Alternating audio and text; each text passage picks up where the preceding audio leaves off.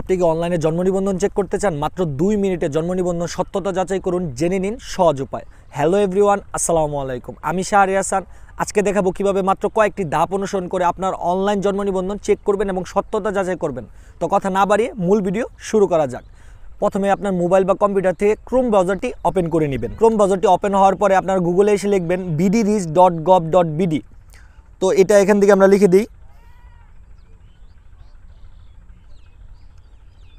তো এখানে লেখার পরে সর্বফার্স্ট যে ওয়েবসাইটটা আসবে এই ওয়েবসাইটে আপনারা প্রবেশ করবেন। তো প্রবেশ করার পরে এখান থেকে দেখেন, আপনার যদি ডেস্কটপ সাইট করা না থাকে তাহলে ডেস্কটপ সাইটটা করে নেবেন। তো এখানে দেখেন জন্ম নিবন্ধন, এখানে চাপ দিয়ে ধরে রাখবেন। ধরে রাখার পরে আপনারা বাইরে একটা ক্লিক করবেন। ক্লিক করার পরে এখানে জন্ম নিবন্ধন তথ্য অনুসন্ধান এখানে ক্লিক করবেন। আপনাদের everify.bdris.gov.bd এই ওয়েবসাইটটা নিয়ে আসবে।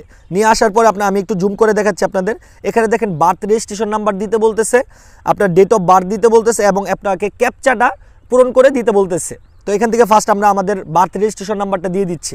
তারপর এখান থেকে আমরা ডেটটা দিয়ে দেবো। ডেট দেওয়ার ক্ষেত্রে আপনাদের ইয়ার ফার্স্টে লিখবেন, তারপর মান্থ এবং তারপরে ডেট লিখবেন। তো এখানে দেখেন একটা ক্যাপচা দেওয়া আছে 82 - 35। তো এইটা আপনাকে মাইনাস করে যে সংখ্যাটা আসে এই সংখ্যাটা কিন্তু এখানে বসাতে হবে। তো আমি এখান থেকে দিয়ে দিলাম। দিয়ে এখানে দেখেন সার্চ যে অপশনটা এখানে ক্লিক করতে হবে। ক্লিক করার সাথে সাথে আপনার জন্ম নিবন্ধনটি যদি অনলাইন হয়ে থাকে তাহলে এরকম কিন্তু শো করবে।